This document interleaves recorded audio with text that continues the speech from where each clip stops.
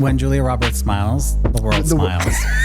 Did you watch it? Yeah, I did. Did you like it? Loved it. Loved it. Loved it. Did you? I liked all the Meg Ryan ones. Like, what is the definition of a rom-com? It's a romantic comedy. Crazy. They should have given her on the spot $50 million. A billion. A billion. Why not a billion? Baby, that's cinema. My Mount Rushmore? Yeah. It's just Julia Roberts 4 times. Julia with straight hair, Julia with curly hair. Julia with her hair out, Julia with glasses. All my life, I had a lump at the back of my neck. Opti-babopti. Inside the lump was my twin. That's what I meant too. What do you mean? I was gonna say we need a hook. What do you mean? We need hook. What the hell are you talking about? We need a hook. Oh, there you are, Peter. Am I on the wrong episode? iHeartRadio Canada presents Bestie Listen. Hey, Sean. Hey, Jordan. How are you? I'm good. How are you? I'm, somewhere. What have you been up to since we last spoke? Well, I have had a week because Oh, boy. I have been watching rom-coms nonstop. I do have to say, this has been a huge cultural blind spot for me, romantic comedies, because I've kind of spent my whole life avoiding them. And so you said you wanted to talk about rom-coms. I'm down to talk about anything. The problem is I had a curriculum that I had to catch up on. And I watched, I think, 11 movies in the past week. In 7 days. So, yeah. You had a rom-com con. Yeah. Wow. How to Lose Your Mind in 7 days. We can't riff right now. I don't know another title to do, but where do you find yourself today versus where you were a week ago, besides your mental health? Yeah, I would say the biggest impact has been on the mental health. But I do feel like I've learned a lot. I feel like I've seen. This is 2 minutes in and you're already disparaging the genre. I'm not. Oh yeah, sorry. Yeah, great. It was. I've been having so much fun. I loved it. I found some movies I love, and I found some all-time bad movies. I want to put a disclaimer out there before we move any further. Is that if you're Jennifer Aniston, stop watching now. okay? No, because I will defend her. I'm a Faniston. Sean has some pop culture blind spots.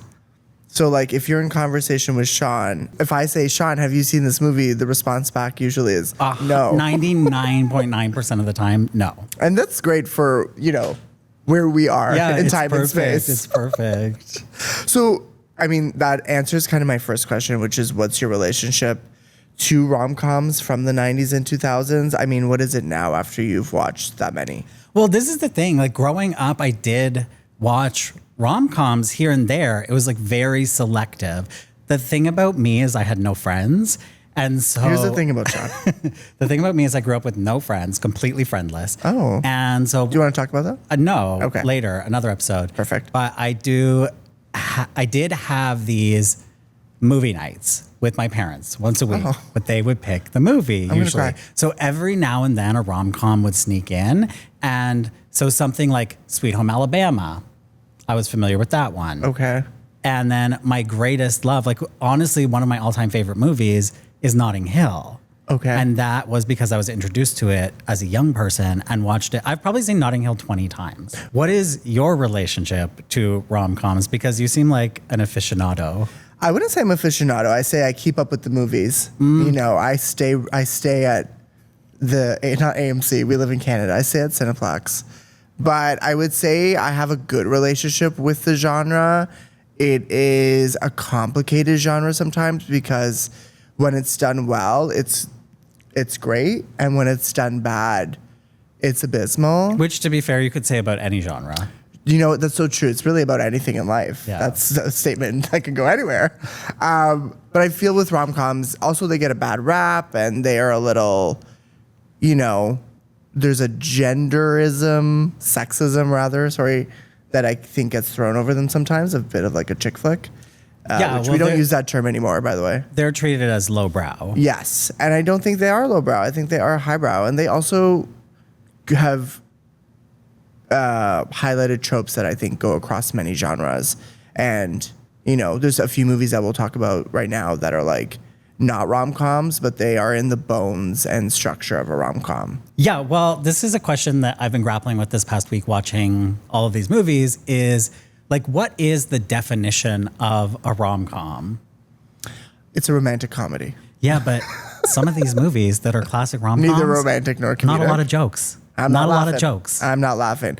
Yeah, I don't know. I think like some of them are like last night I rewatched The Devil Wears Prada Yeah. just on a whim. And it has a lot of like, it's at its core, maybe a romantic comedy between Miranda and Andy. Okay.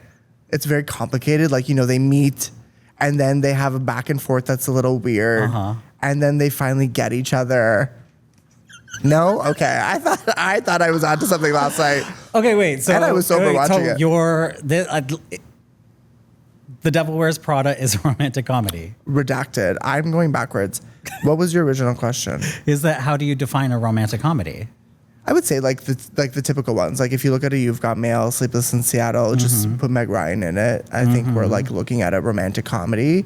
I think, you know, My Best Friend's Wedding, My Big Fat Greek Wedding, it has wedding in the title. Yeah, It's romantic Wedding comedy. Planner. Wedding Planner. 4 Weddings and a Funeral. Sure. I think those are that. I mean, like you're looking at 2 main characters who fall in love and then comedy ensues. Hilarity. Hilarity. Well, not for you, One but thing maybe. after another. Okay, you mentioned them, but what was the one that you watched every single time? It was in Notting Hill? It was Notting Hill. And why were you drawn to that movie? Look, Julia Roberts of it all? when Julia Roberts smiles, the world smiles. There's something about Julia Roberts. And like, of course, I had seen Pretty Woman as a kid. I loved course. Julia Roberts. I loved her more serious stuff. Erin Brockovich, of course. Like I was up out of my seat when she won her Academy Award. Anything with Julia Roberts in it, I was on board for. I just didn't see it all necessarily. And so Notting Hill, I feel like the chemistry between Hugh Grant and Julia Roberts in that movie is like second to none. And I feel like that is an example of a romantic comedy that is packed with jokes.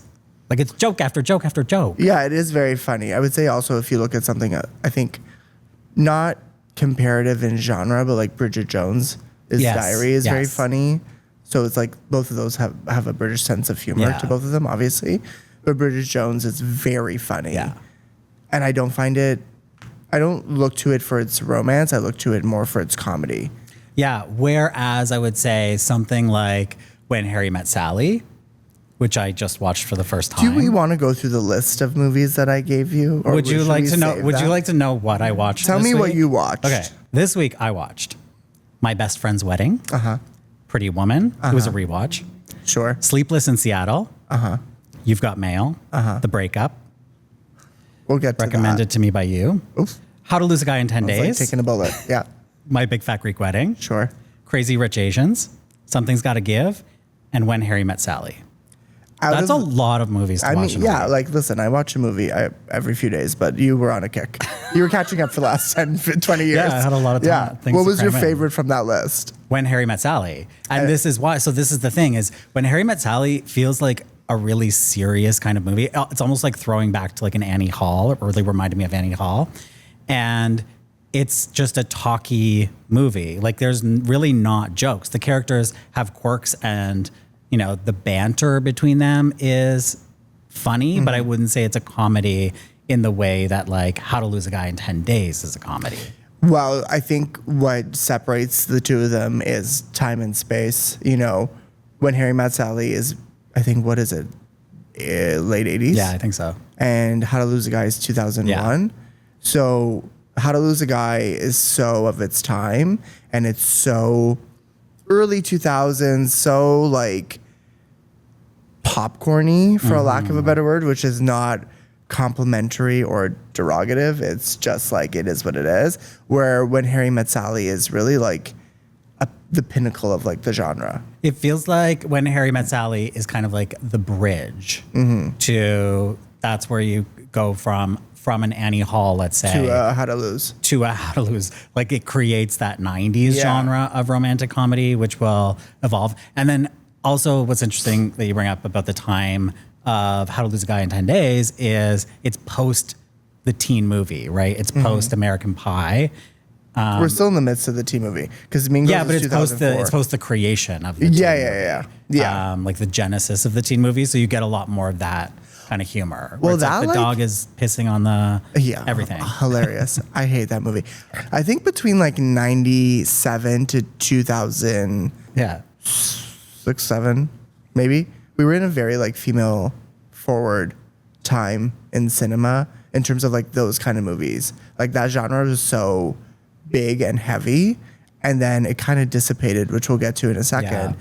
But How to Lose was really at the forefront of that. Like it was so big, and you know, I don't love that movie just because I've never connected with it, but there is a fan base that really loves it. Did you enjoy it? I thought you loved that movie. No, I recommended it. I thought you recommended it with glowing review, but that was in my head. I only invented listed all titles. of that. And so, no, I didn't love it, but I found it endearing, very watchable. Oh, totally. In It's very terms of watchable. like the list, The popcorn the list of it. I did, Yeah. partially that you gave me and that I embarked on my own. I found it one of the more watchable movies, and notable, the amount of Chantal Kreviazuk in that movie. Is she on Let's Women talk in, about Is that. she on Women in Songs? Is she on Women in Songs? Yes, she is. She invented Women in Songs. Okay, so you mentioned How to Lose a Guy in 10 days. I should probably say the full title. I would say that movie's a great example of the tropes of the genre. It is so like by the book of the genre. Yeah. What would you say some tropes are? Okay, How to Lose a Guy is a great example because it's the whole premise is predicated on deceit. Basically, it's like these two people both have different bets going on, sort of, right? She's writing this article about how to treat somebody so terribly you're going to lose them in 10 days. And then has this bet that he has to make someone fall in love with him in 10 days. And so they're both lying to each other and, like through that process find romance. I feel like that's really common. That's like The Devil Wears Prada. That's like a She's All That. Yes. I've only seen that movie once. Oh, great movie. Yeah. That's one that from my childhood. That was one that stuck. Send me a list. I'll send you. I'll rewatch it. I mean, another trope of this genre is the best friend. I think you look at How to Lose a Guy in 10 Days. You have Katherine Hahn. Yes. And then you have 13 Going on 30, which is both a time travel movie and a rom-com. And you have the best friend played by Judy Greer. And you have this lead who also works at a magazine. So there was a big thing happening with like the post Sex and the City kind of impact of like girl boss, complimentary, writer. We're all working at newspaper and magazines at that time. Right. And we all have a fun best friend. Yeah. I feel like another trope that I noticed is the disparity, like the economic disparity, right? There's like one rich, one poor. So that's like a Pretty Woman. That's a Notting Hill. Yeah. I feel Who's poor in How to Lose a Guy in 10 Days? well, it's not in every movie. Yeah. Oh, okay. I was like, I don't remember that part. But then it's also in more recent ones like Red, White, and Royal Blue. Yeah. And that one I can never remember the name of. Anything But You, Anywhere But You. The Idea of The You. Idea of You. That one with Anne Hathaway, where she falls in love with a One Directioner. Which is a kind of a riff on Notting Hill. It's basically Notting Hill. Notting It's a Hill. remake of Notting Hill. In Well- the same way that 13 Going on 30 is a remake of Big. Yeah. The Idea of You is a remake of Notting Hill. You're really pushing that movie. I mean, these movies all have a certain structure that they all follow, right? So you can kind of like switch them around and some of them look the same. I would say like one of my favorites of the genre and one of them that impacted me growing up is You've Got Mail, which I'm a really big fan of. It is very of its time and dated because it's at the beginning of the internet, basically. Yeah. AOL is a sponsor of the movie. Did you watch that? Really? No, not really. But it's it's like basically But I wouldn't be an ad surprised. for AOL. Yeah. Did you watch it? Yeah, I did. Did you like it? Loved it. Loved it. Loved it. Did you? I liked all the Meg Ryan ones. Yeah. Like, I mean, love Meg she's- Ryan. Put Meg Ryan in a movie. I'll go see that. You want to get me to the movies? Put Meg Ryan in a movie. I agree. She should be in everything. Put her in like, Godzilla versus Kong. Put her in that. I think like what Meg does in You've Got Mail is so incredible because she does the perfect female lead rom-com performance. And she's so sweet and earnest in that movie, and that movie is so beautifully done. Almost too sweet to a point of like it's giving you a toothache, but in the best way. Yeah. The soundtrack is perfect. Her and Tom Hanks have incredible chemistry. Yeah, I really liked that one. And it's interesting as a follow-up to Sleepless in Seattle. Which you said in text was an insane Which is movie. an insane movie. Sleepless in don't- Seattle is a crazy movie because there's this other trope of romantic comedies Like that I've noticed. The stalker? the stalker, but it's not even that, like, okay, yes, this is a woman I don't stalking a think she man stalks him. from across the country. Sure. Okay, we'll get to you in a second. Whatever happened to hopes and dreams? But the trope is they don't meet until the end. Like there is no romance until the very end. It's like, now we're meeting for the first time and we are in like love at first sight. Well, I think that's what's incredible about those two Meg Ryan, Tom Hanks movies is that they don't really have screen time together. They have more screen time together than You've Got Mail because they like are crossing paths a lot. But in Sleepless in Seattle, I commented on a Gen Z's TikTok. Tell me. Of like Did last you get in year. a fight? You picked a fight? I didn't get in a fight. I don't know what the TikTok was, but it was like, everyone told me to watch this movie because it's so beautiful and about love, and this girl stalking this guy, and what she does is illegal. And I was like, okay, hold on. I don't know that she did anything illegal. Well, I don't know if she said that. I think I made it up. But like, Yeah. I just was like, whatever happened to longing for someone? Also, that movie is mostly about grief. And yes, what she does is stalkerish, but it's also like a different time. Like she heard him on the radio and she wanted to find him. Yeah, who hasn't fallen in love with somebody on the radio? While we're talking about Sleepless in Seattle and You've Got Mail, I'd be remiss if we don't talk about Nora Ephron, who kind of, when you think of the genre, you think of her. Did that come to, like, did you kind of research her a little bit when you were watching these movies? So no. Okay. But she is the director. I understand. Yeah. What else do I need to know about her? Just kind of That like, she's a visionary. she is a visionary, that. and she, like, you know, she was writing women in a way that was so specific and so detailed. Like the way she writes Meg Ryan in that movie, and You've Got Mail specifically for me, I think is very of its time. It's very like woman at the beginning of or at the end of the 90s, at the beginning of the 2000s, and kind of like still figuring it out and still a little bit of a mess. Like when I think of You've Got Mail, when I think of Made in Manhattan, I think of like, oh, that's what people look at sometimes as like a classic rom-com in a bad way. When I think of You've Got Mail, I think of like, oh, this is that genre done so well. Yeah, well, I think the problem with a lot of rom-coms is that it feels like it's a great thing that they sort of spotlight and create female lead stars. And yet a lot of them, it feels to me, sort of create these like two-dimensional characters. Like they don't give their characters a lot of depth. Whereas every Meg Ryan movie I watched, that's a character. It's a real person. Like that is a fully fleshed character. Well, that's what I love about Sleepless in Seattle is that the two leads are two people who are going through something, right? So she is experiencing her kind of like longing for love. Also, an incredible supporting performance by Rosie O'Donnell in that movie. Unbelievable. Should have been nominated for an Oscar, and I'll stand on that. But also, Tom Hanks is so wonderful in that movie, and how he's dealing with the grief of the loss of his wife, I think is just, I don't know, it's a really beautiful movie. When Sean asked for a list of rom-coms, I gave him a list, and then some of them were not technically rom-coms. So I put The Breakup on there, which, spoiler alert, Sean hated. But I love. But I feel like it is a rom-com. Talk about it? It's not like it. I feel like it's an unconventional rom-com, but I would classify it as a rom-com. What is it that you didn't like about it? Look, And I'll plug my ears. That movie was a lot of shouting. There's a lot of shouting. Like I found myself You're a prick. turning the TV down. Okay, I turned it up in those parts. Yeah, so that was a lot for me. And this is more criticism for rom-coms, generally speaking, is With this as the reliance on the montage. So I think The Breakup is a great example of this. And I know it's doing it on purpose because the movie's about a breakup. But the fact that we never see them together, I don't know what makes these people fall in love in the first that the place. opening credits is the montage of why we're together. Yeah, it's a montage of their relationship via photos to music, right? And I feel like a lot of rom-coms do this, that they sort of like skip over the nuanced part of what does falling in love look like, and they just use a montage instead of like going out to restaurants or walking down the street or whatever it is.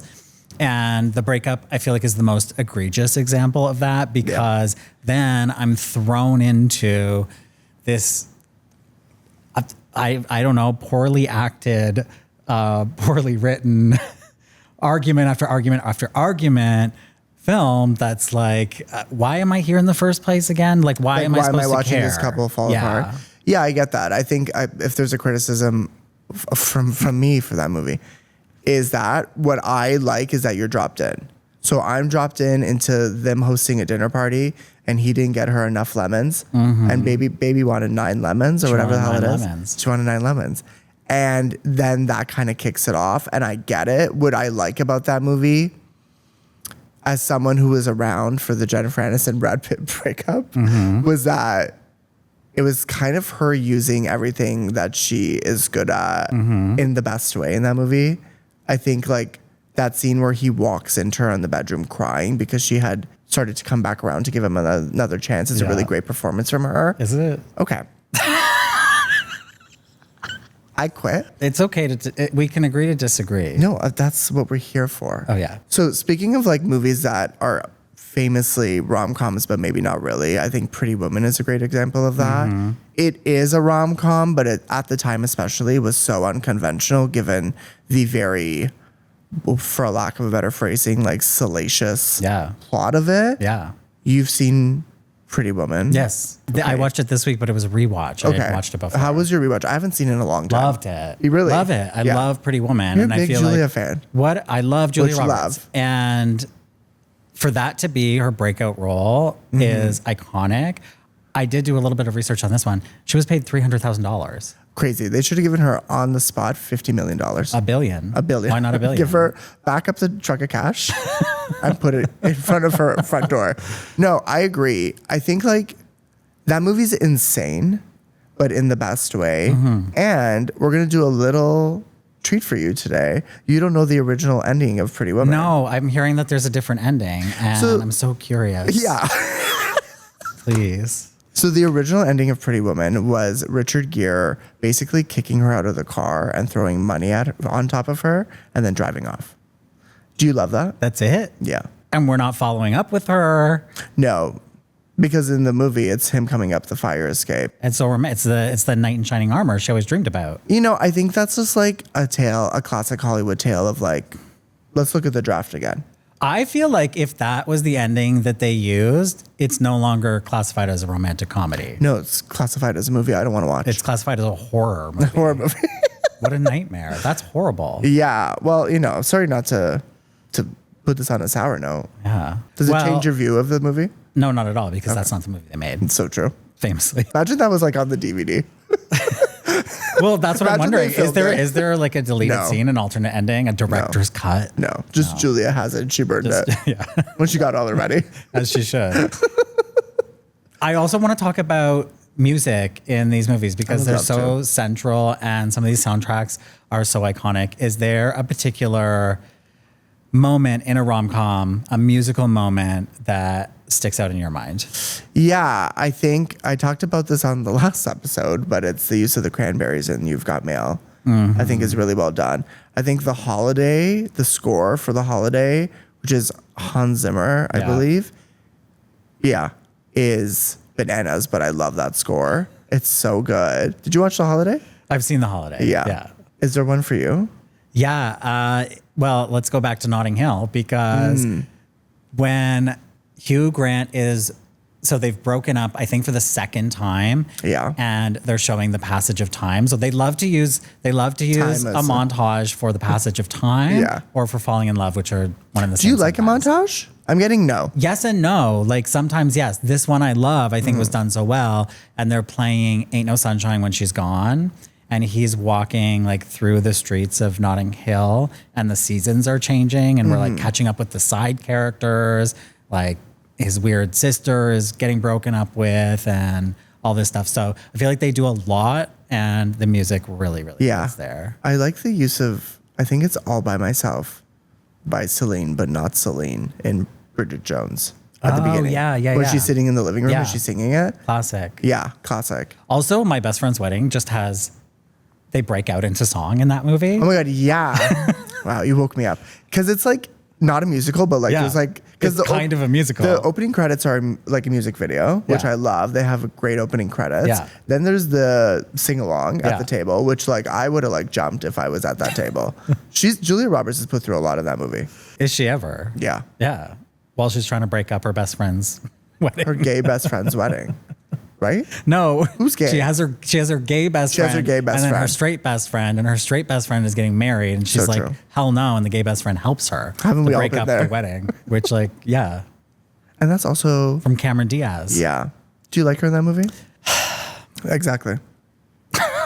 That's what I was gonna say. When you think rom-com, who are your rom-com Mount Rushmores? I mean, now it's Meg Ryan. Now that I've seen all her movies, Okay, good. Now that I've seen hear that. every Meg Ryan movie on IMDb, Meg Ryan for sure, Julia Roberts for sure. I feel like there's no men. No, never. I would say Tom Hanks. He's good. Billy Crystal's great in. He was great in When Harry Met yeah. Sally. Who's yours? It's just Julia Roberts 4 times. I love that. It's Julia, Meg, Julia with straight hair, Julia with curly hair. Julia with her hair out, Julia with glasses. No, it's Julia. It's Meg. I will like J-Lo put a lot of work into it. She might have broke up like a bone trying to really make it click, and sometimes she did. So I think she deserves some respect on her name. Okay. From her film work, She can have a spot. she can have a spot. And just to piss you off, Jennifer Aniston. Jennifer Aniston. They're going to have to chisel the highlights Also, in. Queen Latifah Okay. as a 5th. She's actually going to replace Jennifer Aniston. Okay, I like that. I think Queen Latifah put in a lot of film work. Okay. But there are stars of the genre. So I think like when people think of rom-com, they think of Julia Roberts and they think of Meg Ryan. They think of Jennifer Lopez. People think of Kate Hudson all the time, but Kate Hudson only has like 3 of them. Something Borrowed, How to Lose a Guy in 10 Days. Exactly. There's dead silence in the studio Yeah. right now because nobody can name another one. What about Katherine Heigl? No. Because is Katherine Heigl... Not after what she did last Is month. Katherine Heigl not credited with kind of killing the rom-com? She's credited with killing a lot of things. I was gonna think that's like a later point, which is like when the genre was starting to peter out a little bit in the 2010s. It was like Katherine Heigl, and then at the funeral of the genre was Katherine Heigl, Jennifer Aniston, Jennifer Lopez. But Katherine Heigl like really tried because I just rewatched 27 Dresses last week. Just for fun? Yeah, Sick. like not You're even sick. like for work. Like You need by- to get checked. I know, by a absolutely, for doctor. many things, many things. And if you have a doctor, please send them my way. I think it doesn't really work, but I think she's good in it.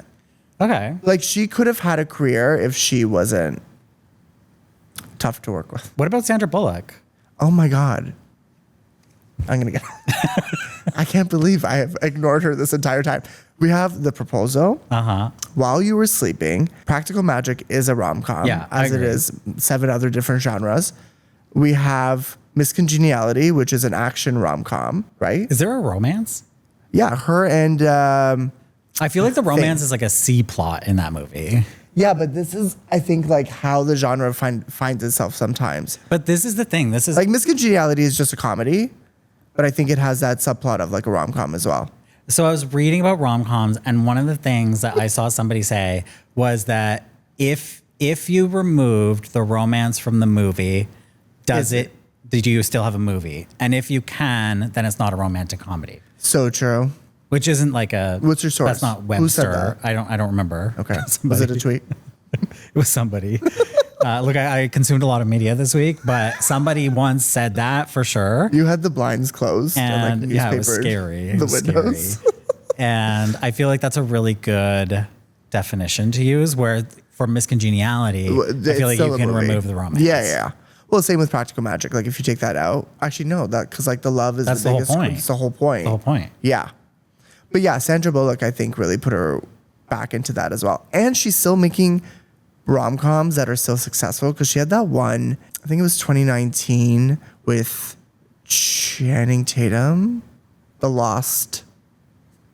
It made like $100 million Huge at hit. the box office. No, it's a huge Huge hit. hit. Okay, so yeah, Sandra Bullock is still making rom-coms that are still successful. She had The Lost City with Channing Tatum, Daniel Radcliffe in a supporting role. Crazy cast. Oh. Would love to be at that lunch table. Wow. What are they talking about? I don't know. But she still did the damn thing. And when Practical Magic 2 opens to $200 million, Yeah. just domestically, In talk to me. Canada. In Canada, Yeah, just in for Canada, in sure. Toronto. As it should. What do you think about the streaming of it all? Why did it kill the genre? Not kill, but change its look and feel. Yeah, well, I'm not even sure that streaming really impacted the genre. I feel like if we're talking about the death of the genre, I feel like there's so many different reasons for that. I feel like streaming has almost revived the drama. It kept it alive. Yeah, I feel like the streaming has, in a way, revived or kept alive the genre. And particularly in recent years, the idea of you, Red, White, and Royal Blue, like these are big Amazon hits, right? And You're like I feel the biggest fan of the idea of you. Well, I just learned the name of it today, but I do like it because it's just like Notting Hill, my favorite movie. And so I feel like the reason they work on streaming is because with rom-coms, there's maybe, I think culture has changed in terms of what drives people to the movie theater. Yeah. And now it has to be this big event, has to be some IP. It has to be a sequel. It It's got can to be be, Marvel. yeah. Like there's all, like I feel like that's what's driving people to theaters, or what studios think are driving people to theaters. Whereas streaming is like, oh yeah, who doesn't want to watch a rom-com on a Friday night? Yeah, but they're just not the same. And it's not even to like age myself because I've seen the streaming ones. Like The Idea of You Have is you seen fine. The Idea of You? I have, famously. Good movie. So yeah, great. You'd love it. I think like it's good. It just doesn't have that same kind of like impact that the ones that have been mentioned here as like classics have. Yeah. For example, a movie like The Materialist and The Drama, we will be talking about for a very long time. Oh. Because of the impact that they had in their divisiveness. So you don't have to like those movies, particularly The Materialist, I think, was sold as one thing. And then when people watched it, they were like, oh, this is like not what was advertised, but that's fine sometimes. But like we will be talking about those movies for a long time just because they are good and they're conversation starters. Whereas The Idea of You, except for today, is not really a conversation starter. Except for in this place. I feel you like won't stop bringing it up. But I feel like a lot of people were talking about Red, White, and Royal Blue. Yeah, they were. No, totally. I think like there are some streaming movies that have impact, but also, you know, Red, White, and Royal Blue, those movies don't exist theatrically, right? Yeah, I think there's like sort of like a double-edged sword here of if it's not released theatrically, then it's not an event and it's not something worth talking about. Like that's the signal sent to audiences. 100%. If it's not, like if it's just put on a streamer, then maybe maybe people judge the quality of it differently or they consume it differently. I just think it's the way that streaming has kind of like, when there's like a new original movie put on streaming, it's not often a conversation starter because it's not that universal experience that, weirdly enough, even though we've been talking about the death of theatrical cinema for like 25 years, it still creates, right? Like Challengers only made, I think domestically, like $50 million, which is not a lot. Mm-hmm. But that is a movie that's kind of inescapable, right? Yeah. Like you talk to somebody about Challengers, but again, except for today, you can't maybe talk to a lot of people about The Idea of You. Or maybe you can, right? But it's not talked about a lot, right? Yeah. I think that's kind of people don't remember the title. That's one of the main problems. You just learned it today. I mean, also like you kind of hit on it earlier and I want to talk about it a little bit more because it's one of my favorite things, but like it's also next to the horror genre, except when there's a lot of star power in it, the cheapest thing to produce. So when you look at a movie like My Big Fat Greek Wedding, which famously only cost $5 million and went on to gross, I think just domestically over $230 million and then worldwide something like $300 million, that's an insane return on your investment. $250 million of which came from Greece, I assume. Greek town in Toronto. Yeah. I think like that's kind of this crazy thing too about the genre dying theatrically is that it can be done for very cheap. Yeah. And then it can have a big reward for the studio. Yeah. Well, I think like coming back to this idea of everything has to be an IP, everything has to be a sequel. It's like, I think studios think I have a built-in audience for this and it will make $1 billion, but it costs $600 million to make. And sometimes they flop and that's a huge flop to risk. So like, why not flop with a $10 million movie, a $20 million movie? I mean, they did with the sequels to My Big Fat Greek Wedding, which are not remembered or revered or Yeah. were successful. And then the My Big Fat Greek Wedding TV show that only aired for like 8 episodes. There was a TV show. Yeah, Wow. I remember because in grade 8, a girl in my class wrote on the chalkboard, because she was Greek, like, remember guys tonight to watch, I'm not making this up, My Big Fat Greek Life, which is what it was called. And I did. I watched it when I went home. Yeah, I said, Mom, we got to watch it. Anyway, yeah. So like, I think like the best example of that is like that first movie made so much money because the word of mouth was so strong. What do you think of My Big Fat Greek Wedding? I love it. I watch it yearly. Okay. It's nice. my boyfriend's favorite movie. Or one of. We only watch the best in that house. But I don't know. I find that very comforting, and it's so of its time. What do you think of it? You don't like it? No, I enjoyed it. I thought it was like very watchable. Is it the first time you've watched it? First time I've watched it. I know. To live within your eyes. Like you're seeing things for the first time. You know, the people always say like, what do you wish you could watch for the first time? You're like, I'm experiencing that. Well, tell me what to watch and I'll tell you what it's like. Have you heard of the show like Seinfeld? Like, have you watched like Seinfeld? that? Yeah. I watched Seinfeld. No, I don't know. You're saying that to me as if that's accusatory. I know. And you just watched My Big Fat Greek Wedding. I know. I enjoyed it. I was a little bit confused about where the plot was for a movie that made so much money. Like this plot is like very, very simple, but I think it has that like very broad appeal to like all sort of immigrant families 100%. And that universal experience. Well, that's the success of that movie. Cultural sort of like tropes of being an immigrant family and marrying outside of your culture, etc. Totally. Yeah.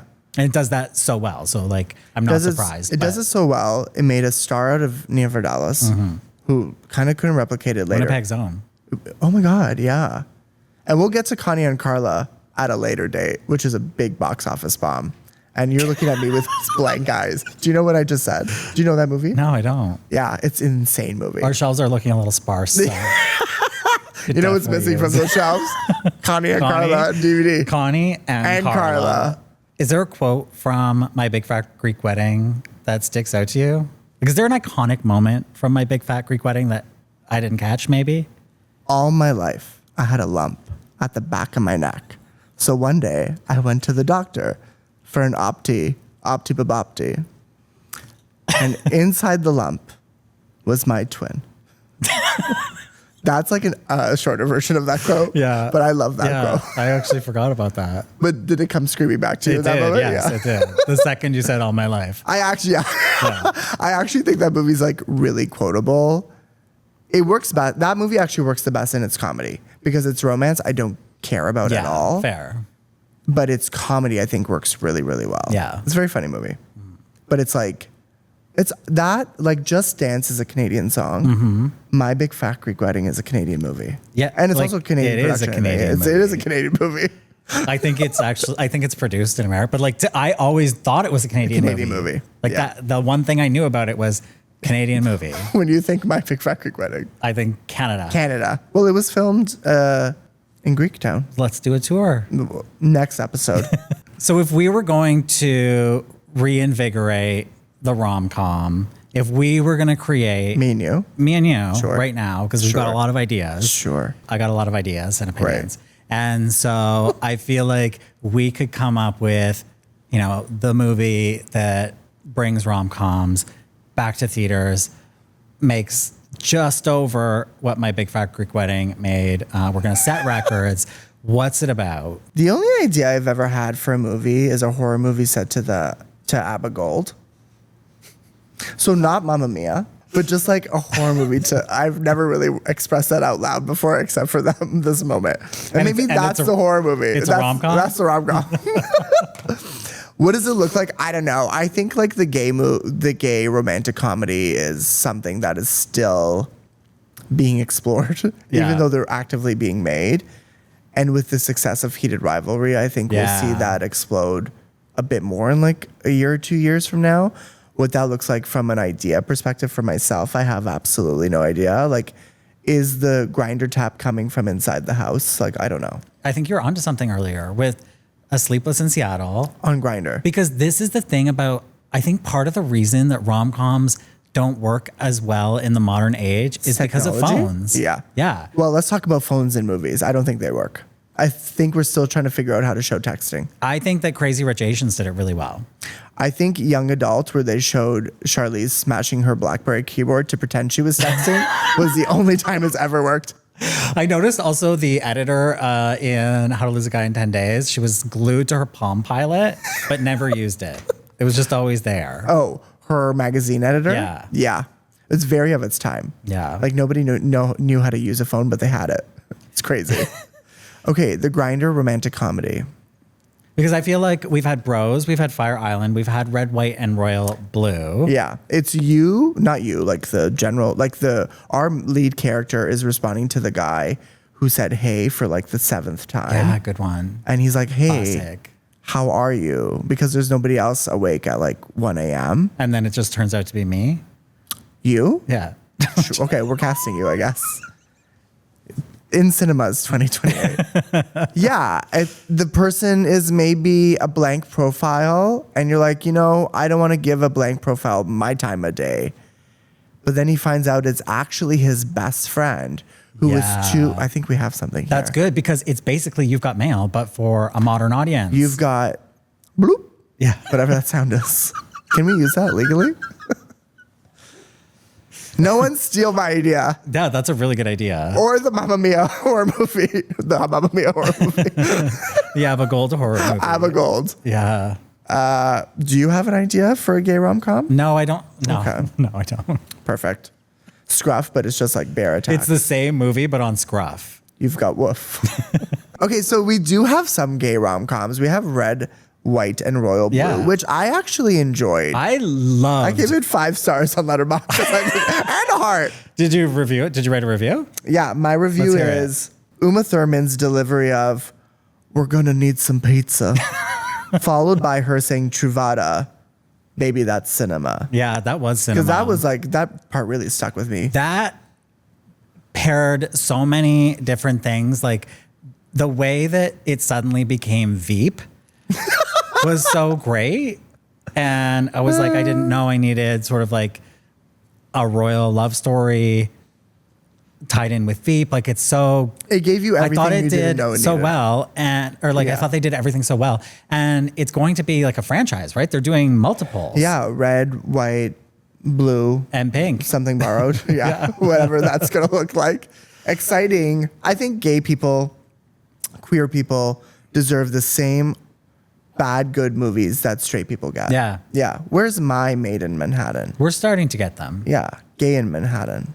Wait until You've Got Wolf comes out. As soon as I get home tonight, yeah. Today I had a thought. I'm Carrie Bradshaw. Carrie Bradshaw. Just smoking away. You know what's a great rom-com is the Sex and the City movie. The first one. I just watched the Sex and the City movie for the first time. And I've literally watched it like 25 times. I watched it like 2 weeks ago. This Did you was not love part it? of my curriculum. So Have you seen the show? No, my history with Sex and the City is very bizarre. I started with And Just Like That season 2. Oh my God. And then I watched And Just Like That season 3. By choice. So like Now streaming on Crave. coercion, really. Yeah. And then I went back and I watched season 1 of Sex and the City. And then I was told to stop. Why? By like a friend who wants to watch it together. So then I stopped. And then And you never picked it back a couple up. of weeks ago, I was like, I'm putting on the Sex and the City movie. And so I watched the Sex and the City movie. Speaking of a montage, great opening scene, opening credits montage. It kind of gives you what you need to know, Yeah. but not really. Yeah. Okay, wait, hold on. So you never went back to the Sex and the City TV show? No, I'm going to, but When? I'm under strict orders to wait. Okay. Yeah. Okay. I would highly did you like anything you've seen from that world? The I AJLT? loved Sex and the City season 1. I Great. loved Sex and the City Then the you are movie. going to love the show. 1. And you loved AJLT season 2 and 3. Didn't love those. that's tough. Didn't love those. No. Okay, I'm happy to hear you love the movie because I love that movie. Yeah, I was down. very invested. That is when people say like, if I was on the red carpet and Letterboxd is like, what's your top 4? I'm like, Psycho, Rear Window, Citizen Kane, Sex and the City movie. Well, the thing is, the reason I wanted to watch Sex and the City 1 was so that I could watch Sex and the City 2, which I heard has this famous scene in the souk. And so I really needed to see that. And Sex and the City 1, Jane. all Jane. I knew about it was that Charlotte got the shower water in her mouth. So like going She Poughkeepsied to her pants. She Poughkeepsied, and all I knew about it going in was like, there's going to be this disaster in Mexico. How are we going to get there? When do the Jellos come out? Yeah, like that's all I knew. And so for me, I thought this movie was going to be 2 hours of that. And so when it actually happens, I'm an hour and a half deep in this movie. Like I'm ready. It's about to take off. And that all only took like 5 minutes. Like we needed a whole second movie just about Her Poughkeepsie the shower water. Yeah. Yeah, I think I got what I needed from that one scene. I want a movie from the point of view of the shower. No, the maid cleaning the room who had locked the door and wouldn't open it for her. What's her deal? She was having a bad day. We have some really interesting face acting from Kristen David in that movie. When she starts to feel the Poughkeepsie happening. Picture it, yeah. And then the really intense audio that goes over top that's like so unrealistic. And she's like, and it's really, I wish I could move my forehead more, but I can't. It's just really crazy. But I love that movie. I think it's 7 hours long and it could be longer. Well, and then this is where I found out watching that movie that speaking of iconic needle drops in rom-coms, Yes. when they drop How Can You Mend a Broken Heart, Yes. as, what's her name? Miranda is going to Steve on the Brooklyn Bridge. Yeah. No, that's an iconic song from Notting Hill. And now it's an iconic song in Sex and the And City. I just found out that everyone actually associates that with Sex and the City. When I think of Sex and the City, the movie, I think of Sierra's click, click, flash, or whatever it's called during the wedding dress montage. Oh, okay. Which is one of my favorite scenes in the world. A dress so beautiful, it could bring a tear to whatever that line is. I love that movie. For whatever Michael Patrick King has done that is egregious, that movie, I stand by. He's my sister Redeems for that it movie. all, yeah. That movie is like, it's an insane version of the TV show. But if I wanted a movie of the TV show, that's exactly what I would have wanted. Yeah, it felt like 2 seasons. Yeah, you were in that theater. Like you could have started one day in the movie theater watching that, and then it was the next just day kept when you going. left. Yeah. Yeah, it never stopped. And then like Jennifer Hudson comes in 3 hours later. Yeah. Did you love her Louis Vuitton, her very own Louis Vuitton? So, what's her name? Louise from St. Louis. Louise from St. Louis. St. Louis gets a Louis Vuitton. Yes.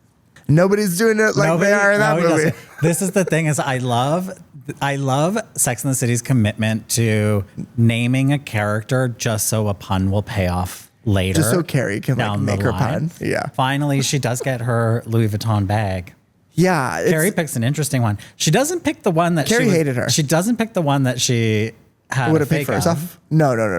No, I thought, oh, she got her the real one. No. Isn't that so sweet? She said she went to that store, the Louis Vuitton store, and said, "Give me the ugliest bag." She got a patchwork quilt. And she put down her card and she said, "Thank you." And she said, "This is going to my assistant." And she said, I'm going to get you a really expensive bag that you can wear with one outfit. Do you have a yellow shirt and a red skirt? Great, you can wear it with that bag. And a denim scarf. Yeah, Carrie's insane in that movie. When she yells at Miranda that movie also is perfect for every season. There's a Halloween scene, there's a New Year's Eve scene, there's a Valentine's Day scene, and then it exists That's in how December. I felt about When Harry Met Sally. Yes. And You've Got Mail. Yeah. Yeah. Since we're on Sex and the City, and I know you're a big fan. Thanks. Are you a Miranda, a Charlotte, a Carrie? Carrie or Samantha? To quote 30 Rock, I'm the lady who watches at home. When I'm drunk, I'm Carrie. Which is how often? Don't tell my doctor. I find myself with a cigarette in hand more often than not. But I would say... Which is a Carrie staple. Which is a Carrie staple. She quit by the time of End Just Like That. Well, wait till you watch the show, because I'm currently rewatching, and Aiden makes her quit, and which is one of the worst. I know it's for her health, but you can't change a person, and I will die on that hill. Was I crazy, or did Aiden show up in My Big Fat Greek Wedding? Yeah, he's the male lead. Well, he was so young compared to the Aiden I seen. That actor holds a lot of pain for me because I hate Aiden the character. He was hot in My Big Fat Oh, he's Greek Wedding. beautiful, but I hate Aiden the character. Fair. Because, you found him on Just Like That. Yeah. Well, wait till you watch Sex and the City too. I am a Carrie meets a Samantha but I'm ultimately in my life a Miranda. So you're just not Charlotte. Yeah. And I think that's like mostly. And I think that's okay. But Charlotte's kind of like the freak. She's the sexual freak that she doesn't get enough credit for. Who are you? I think I would like. Are you Jay? I think I'm realistically a Miranda. Yeah, I think we're all Mirandas. Or maybe I just want to be a Miranda. Like my biggest fear is that I think I'm a Miranda, but I'm actually a Charlotte. No, anyone's biggest fear is, like, I love her down, but it's to be a Carrie eventually at the end of the day. Fair. Because she's like psychotic by the end. With love, I say that. LOV. Okay, so we have some ideas for how to revive the rom-com. Yeah. I don't know if we're gonna get. I don't know if we're gonna get the funding for You've Got Woof or You've Got Bloop, but I do think that it feels to me like we're primed for a revival. Where do you hope the genre of the rom-com goes from here? I hope that before I pass, we see Julia Roberts in one more rom-com, and I think we got it. I think she was just in one with George Clooney, wasn't she? Are you lying to me? I feel somewhat confident that Julia Roberts and George Clooney recently. No. I know what you're talking about. Pissing me. Oh my God, you're right. How embarrassing. Wow, the wanna, student like, becomes the revoke my- teacher. Watches 11 movies in 7 Finally. days. Okay, I'm going to say that again. Where do you hope it goes? Yeah, no, but but I do that think don't you're really right. count. I To don't your really- point, I didn't like that movie. To your point, oh, so you saw it. I did. I forgot about it. Okay, There's the but evidence. this is what I would say is that I feel like Ticket to Paradise. Get me out of we here. need Julia Roberts back in a hit. Just keep like pumping them out until we get a hit. I mean, there's a few genres I want to see come back. I think we are desperately in need of a teen movie. Yeah. Like, truly, I don't know what that looks like now, just in terms of like the Gen Z of it all. But even though that's not even like teens anymore, but like, I want to see like that generation deserves like a Mean Girls. They deserve a Clueless. Oh, yeah. What? That's what I meant too. What do you mean? I was gonna say we need a hook. What do you mean? We need Hook. Like the movie with Robin Williams? Yeah. What the hell are you talking Like about? we need a hook. To the movie? No, we need a hook. We need a new hook. You know? Oh, there you are, Peter. Am I on the wrong episode? That's not a teen movie. That's a family movie. What the fuck are you talking about? I think teens can watch that movie. I watched it last year. Yeah, I agree. Hook? That was actually insane. Okay. I thought you were like having You want a Mean Girls? an episode. I would take a hook over 10 new Mean Girls. We're talking about movies that right now that probably only exist in like Facebook AI posters. Like imagine Hook 2, the poster for that. I've seen the poster, Which and made me I rest. almost fell for it. Hook 2? Yeah. Robin Williams is dead. I know. I'm saying I saw the AI poster. And you're like, well, how do I buy my ticket? I know. It's like, how do I get a ticket? Like, give me an AI Robin Williams too while we're at it. AI is the devil, you know? I don't know. I want to see the genre come back in like its actual real way. And I think like we still have our stars that exist and you can put them in it. Like Sandra Bullock in the Practical Magic 2 trailer looks 12. She's newborn. Yeah, she does. She's 61. She looks literally infant. She looks like she's starting grade 6 with Madonna in September. Wow. That's what she looks like. Well, yes. Hi, Sabrina. Okay. Yeah. Where do you want to see the genre go? I don't really care. To Hook? I just look. Yeah, I'm focusing all my energy on getting the Hook sequel made. I'm calling up Steven Spielberg. Famously a Julia Roberts movie. Yeah, as Tinkerbell. And also, There was some big drama Yeah, on the Hook 'cause I set was with looking Julia that up Roberts. recently. There was some big drama. she She was upset with Steven Spielberg. Yeah, They but hated each other's guts. are you making that up? No, I swear to God. You think I don't know something about Hook? Famously, if anybody, you're my North Star. You're my Tinkerbell. Yeah, but she's great in that movie as Tinkerbell. It's such a She's crazy. incredible. it's a- When she no, gets she's blown act- up and she's in that beautiful gown. That's It's that's like romantic comedy.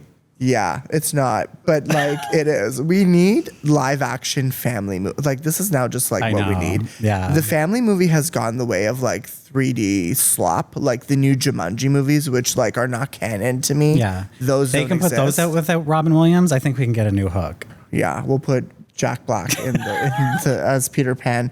We have gone off the rails. I know. You know what? I've been like reflecting on what is this podcast about? And really I've determined it's just like two old gay people talking about the way the world used to be. Yeah, we're like the guys in the Muppets. How's that? How's that? Okay, what are your top 3 rom-coms after this week? And obviously, besides the breakup, what are your 3? What would you recommend to Sean? After this 3, I'm 3. ranting and raving about When Harry Met Sally. I think it's so You're telling great. anybody. My favorite movies of all time are the Before trilogy.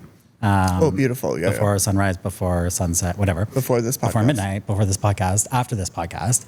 And I feel like that movie, it like all 3 of those movies in one. Like you really see like the progression of a relationship over time. Yeah. And I think that's what that does so well. And Those the are characters are beautiful so fleshed out. Wait, that was one. I have So to give you you 3? listed 4. I just asked for 3 rom-coms. Yeah, I know, but those aren't rom-coms. So Hook. When Harry Met Sally, Hook, and Notting Hill.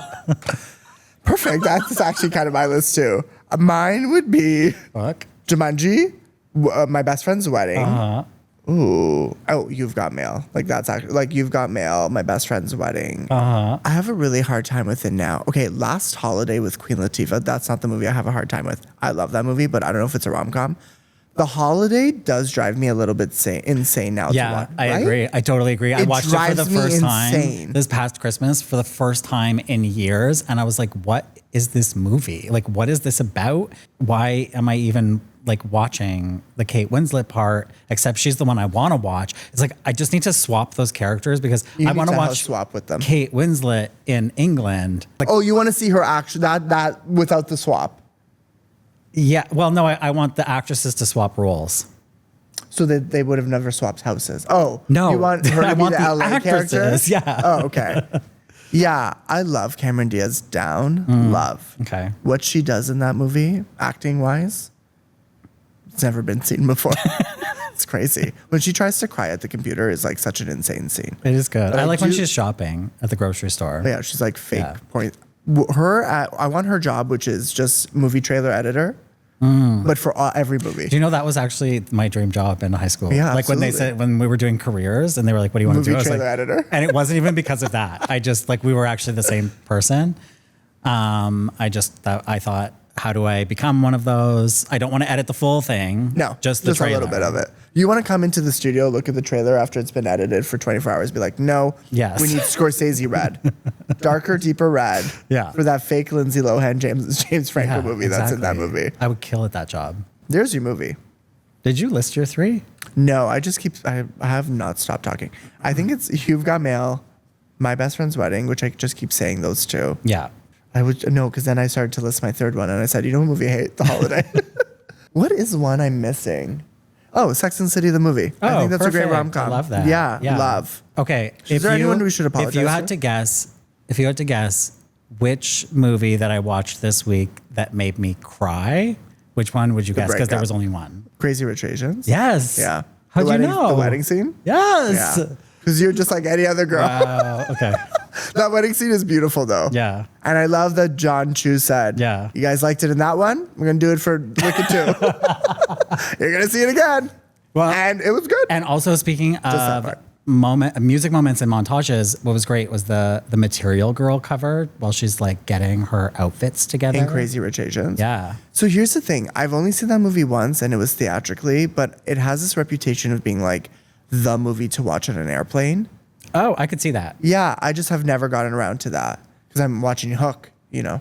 I wish Hook was on the airplanes. But you got to bring your VHS. But you know what? They can't put it on the airplane because they have that, like, remember, he's like afraid of the airplane crashing. Oh, yeah. They don't want to induce panic Not after with a while. Hook. Man opens escape door on plane because he watched Hook. All right. And it was me. Yeah.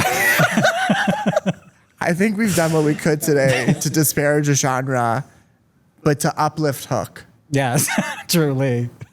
Yeah. Truly. Any closing thoughts to Jennifer Aniston, to anybody as a whole? Yeah, I would like to apologize to Jennifer Aniston and the Jennifer Aniston army. I don't know what she calls her fans. Fanistons?